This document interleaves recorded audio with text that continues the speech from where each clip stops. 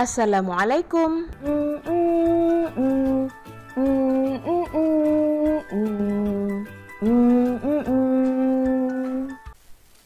Bagi subjek pendidikan jasmani 1.4, mari kita fokus pada melakukan kemahiran asas renang.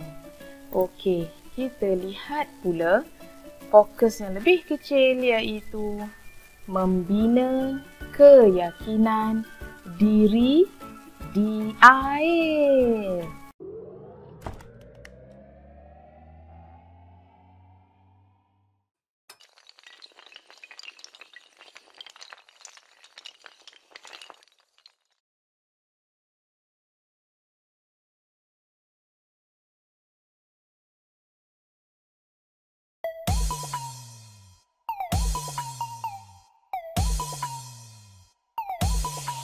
Baik, kita nak membezakan ruang yang selamat dengan ruang yang tidak selamat semasa melakukan aktiviti di dalam air.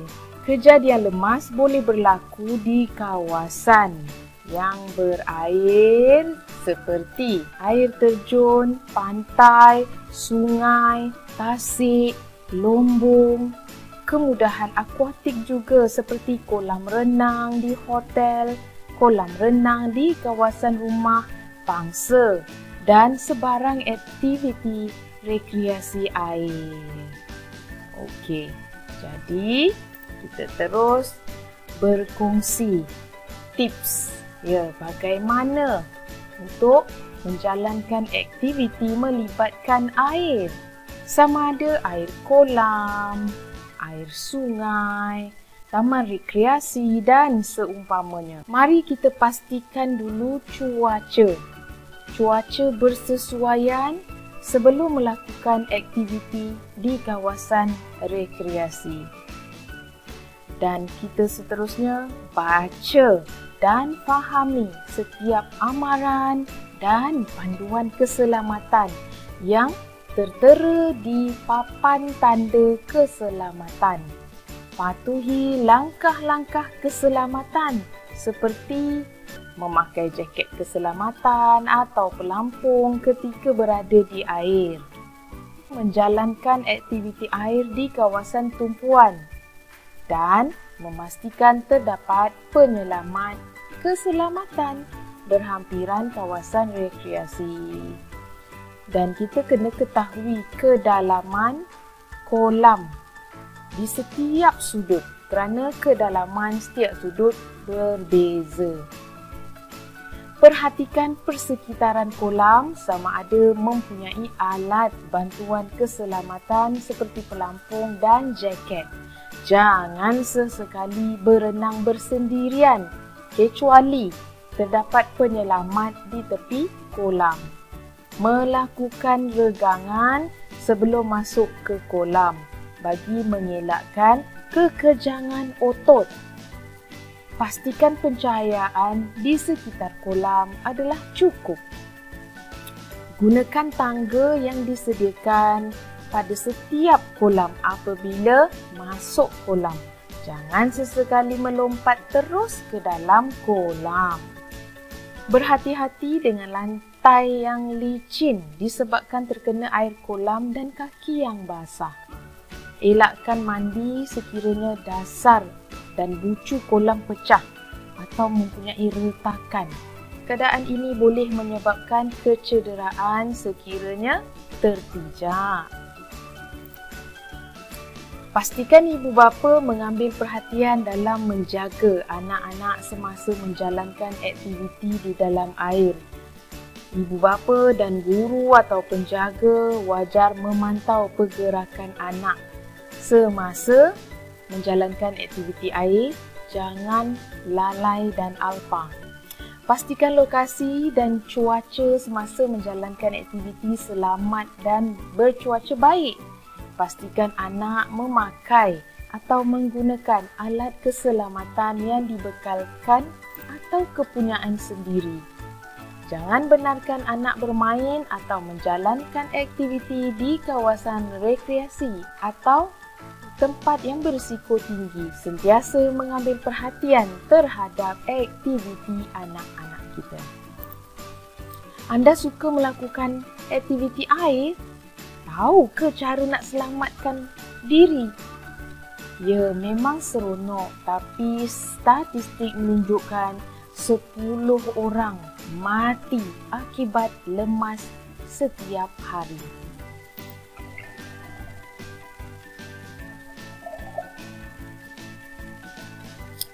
Sebelum kita membuat aktiviti, ada perkara yang perlu kita amalkan, iaitu sebelum kita masuk membuat aktiviti ini, kita perlu baca dan faham amaran dan panduan keselamatan yang terdapat di papan tanda keselamatan.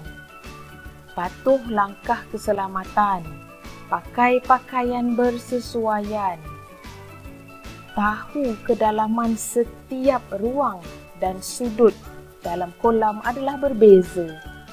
Pastikan sekitar kolam mempunyai alat bantuan keselamatan seperti pelampung dan jaket. Ya, dan sebelum masuk ke kolam, lakukan regangan bagi mengelakkan kekejangan otot. Semasa membuat aktiviti, jangan sesekali berenang bersendirian.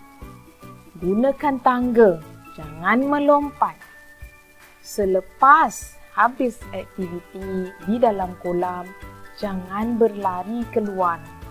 Terutama keadaan licin dan kaki yang basah menyebabkan kamu boleh jatuh. Ya, lihat contoh. Kamu tidak dibenarkan melompat terus ke dalam kolam. Tidak boleh.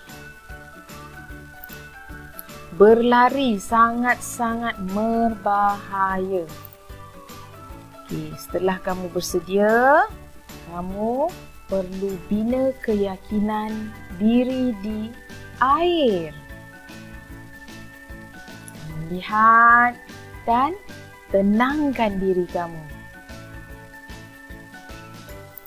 Seterusnya, kita mestilah membersihkan diri sebelum melakukan aktiviti di kolam.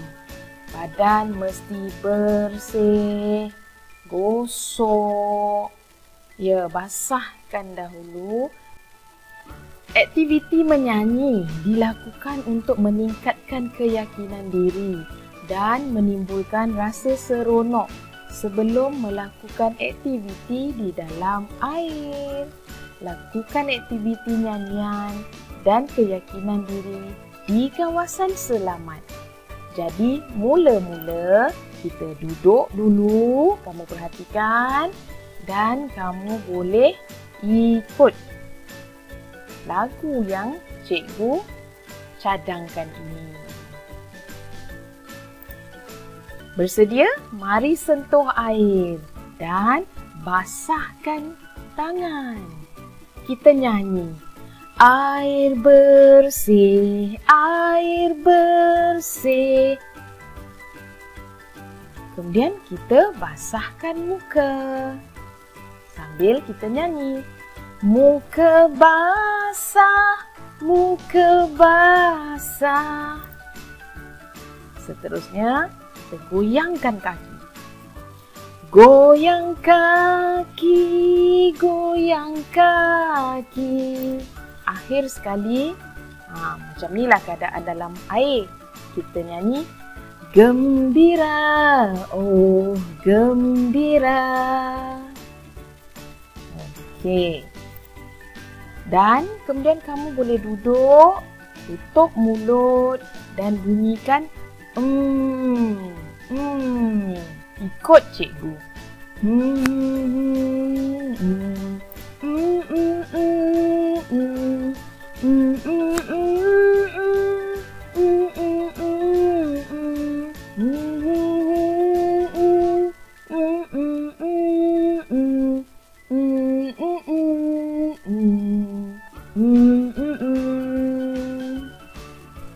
Seronok ya? Selepas buat aktiviti, kita bersihkan diri.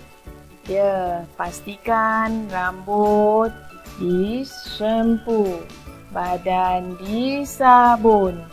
Sebersih-bersihnya kamu mandi. Okey? Itu sahaja dari cikgu, sehingga berjumpa lagi.